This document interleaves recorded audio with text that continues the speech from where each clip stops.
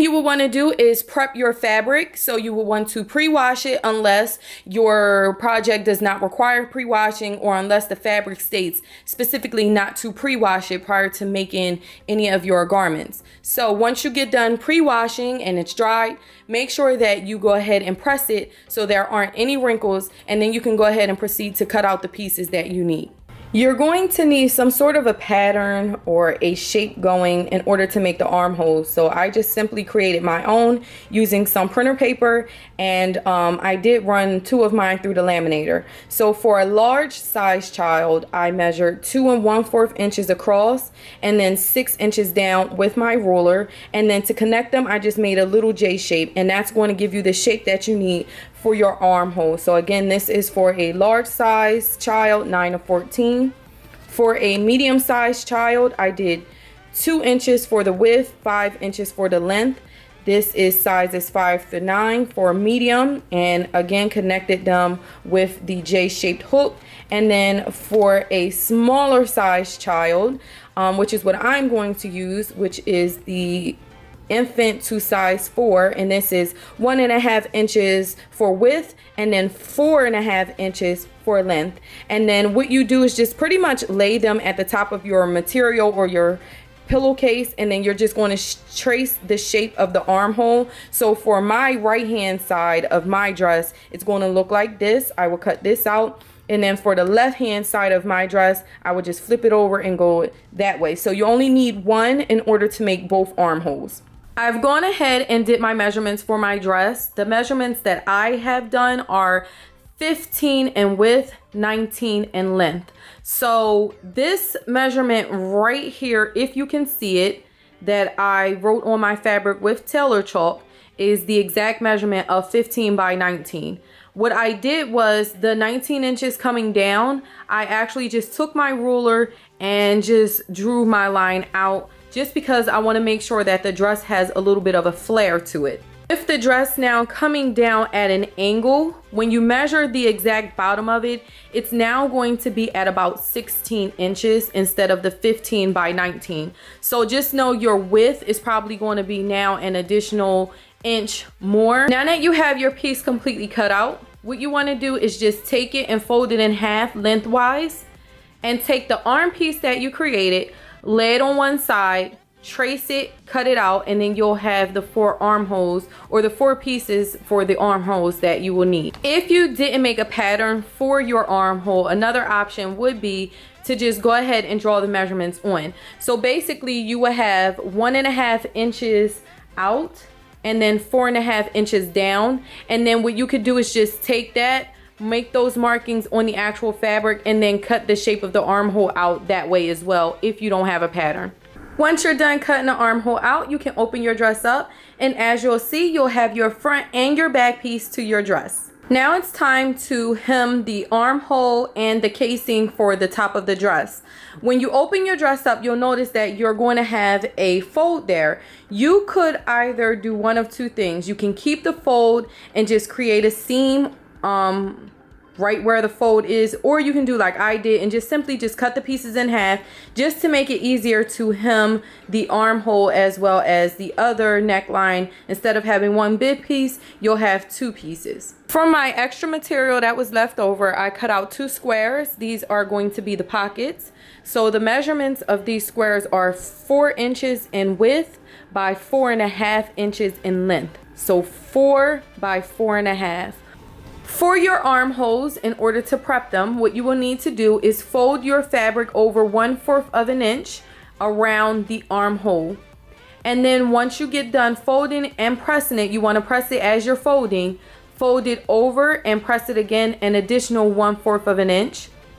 Take your fabric over to your sewing machine, sew very closely to the edge of that. Once you're done the armhole, you want to take the top part, which is going to be your casing, and you're going to fold that over 1/4 of an inch, press it, and then you're actually going to fold it over 1 inch, press it, take it to your sewing machine, and just as you did with the armholes, so very close to the edge. And again, I went over my stitches 2 times. First parts of the pocket are considered your lower and upper pocket. Your lower pocket is the first square that we cut, which was the 4 inches by 4.5 inch square.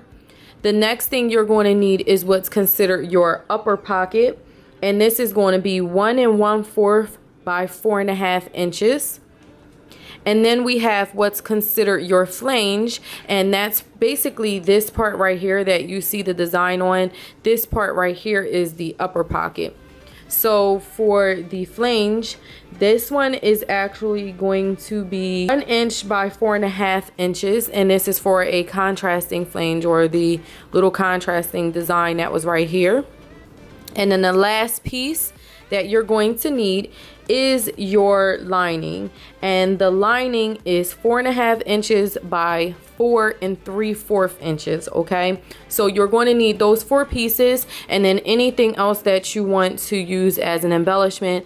I just purchased some prepackaged bows from Joann's and sewed that on there once I got done making the pocket. What you want to do is take your flange, and you want to actually fold it with the wrong sides together. So you're just going to fold it in half lengthwise, and then you're actually going to take it to your iron and press it down. Now it's time to start assembling your pocket. You're going to take the lower pocket part, which is the 4 inches by 4.5 inch square. And then you are going to take the flange, and you're going to line that up with the lower pocket portion. Make sure raw edges are together. Then you're going to take the small piece that was supposed to be the upper pocket, and you're going to lay that on top. Now what you're going to do is take it to your sewing machine. You can actually pin this together. Take it to your sewing machine and sew across the seam right here. You remove your pocket from the sewing machine. This is what you're going to end up with. So you have your seam that you just sewed right here. And then when you open it up, you're going to have your lower pocket, upper pocket, and flange.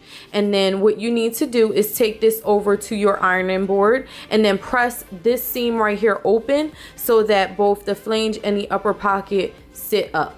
Now it's time to put the lining inside of your pocket. So what you want to do is take the lining and line it up with your material. Okay, and then what you're going to need to do is actually leave a 2-inch wide opening. So what I would do is put a mark here and a mark here, leave that open, but sew all around the sides. You need this part open so that once you sew it, you can actually flip the pocket out and you'll have something that looks similar to this. Here's my opening. You're going to just simply take it, and you can use a pen or whatever it is that you need to do.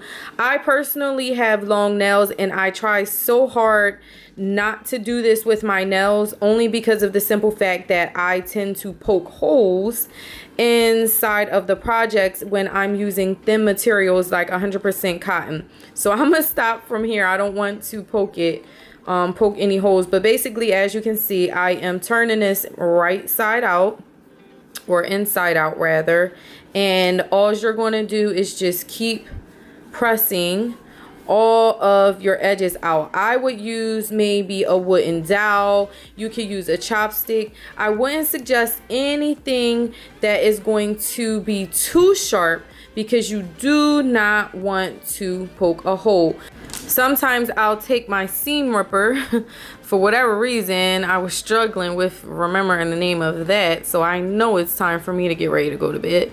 But as you can see, I'm just lightly pressing the corners out, and then what you're going to have is this opening right here. So you just want to fold it in. Okay, and then what you need to do is, after making sure all of your pockets are, all of the corners are pressed out, you want to go ahead and press the pocket on the front and the back, just to make sure that you don't have any puffiness. You want to make sure it's nice, flat, and crisp. So to add a pop of color to the bottom of my dress, I decided to add a little band.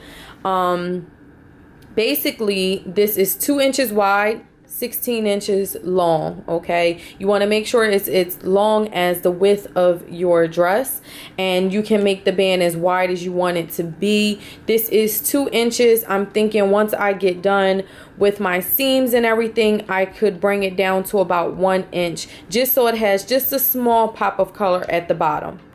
To get ready to sew this, we're going to do a front seam.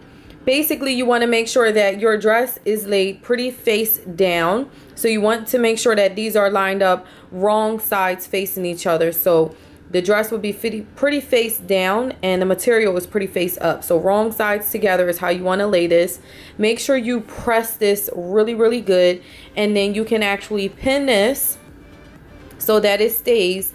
And then what you want to do is take it to your sewing machine. When you get to the sewing machine, you're going to sew basically this right here close to the edge. Once you've went ahead and sewed that seam, you want to just take your iron and press directly over this. And just have this facing right sides up, and this seam right here needs to get ironed flat down. Next, what you're going to do is actually take your iron, fold this over, and neatly iron it that way. Once you get done ironing it, you're going to take this to your sewing machine just like this, and you're going to sew yet another seam right here, pretty much encasing the one that we just had so you can't see it. Now what you want to do is take and press this open so that it pretty much looks like this. Right, so basically what I did was I took this to my serger, and the piece that you saw that was hanging down, I pretty much just let my serger hem the bottom of the dress and cut that off. So now this is attached to the dress, and I should have used red thread for my serger. I didn't have any, so I just used the blue, which is also what I'm gonna use for my side seams. It's okay because actually all of the colors tie in together, but my husband pointed out that, you know, it does pull away from the design a little bit, but it's all right. It's fine. These are the things that you can do to make dresses the way you want them to, and no one would know the difference unless you were to point it out. If you do not have a serger, what I would suggest that you do, that part that was left over, would be to pretty much just roll it over and hem it 1/4 of an inch, and then if you have more room, roll it over again 1/4 of an inch, just as you did your armholes and your casing, and then sew it straight down. Okay, so now what you want to do is go ahead and pin your pockets on, and a rule of thumb will be maybe 3 inches from the bottom, 4 inches from the sides, but truthfully you can just put your pockets on any way you see fit. If you don't want to do 2, you can definitely do 1. Just go ahead and pin them on, and then what you're going to do is sew around the sides, the bottom of the pockets, making sure not to do the top.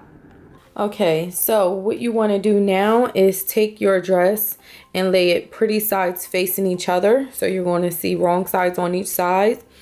I actually serged my seams. Make sure that you don't go too far up, that you're starting right at the base of the armhole and you're going to just serge all the way down. If you do not have a serger, then what you want to do is just fold over 1/4 of an inch, and then you can fold over either a 1/2 or 1/4 of an inch, whatever you decide that you want your seam allowance to be. What you want to do is take some ribbon. I measured mine at 46 inches because my niece isn't here for me to measure this on her, and I just took a lighter and sealed both ends of the ribbon. Now I just have a safety pin, and I have it attached to the ribbon, and I'm going to use this to thread the ribbon through. So you just want to keep pushing this all the way across, and you're going to bring it around, connect it into this one, and pull it out, and then you'll have a bow that you can tie on one side.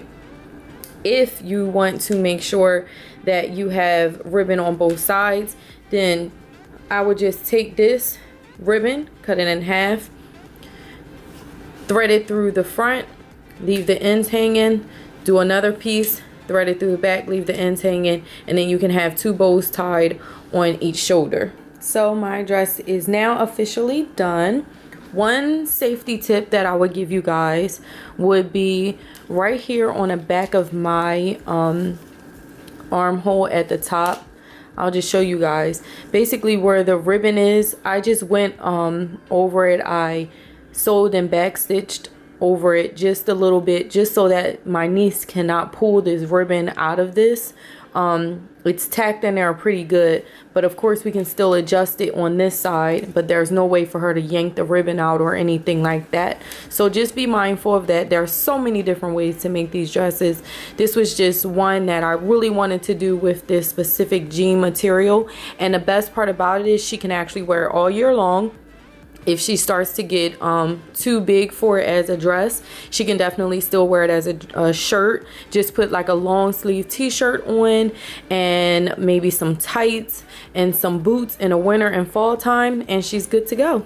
And then in the spring and the summer, it's even better, just like this. But that's it. If you dolls have any questions or comments, please be sure to post them below. And as always, and until next time, thanks for watching. Have a gorgeous day, doll smooches. Mwah. Bye.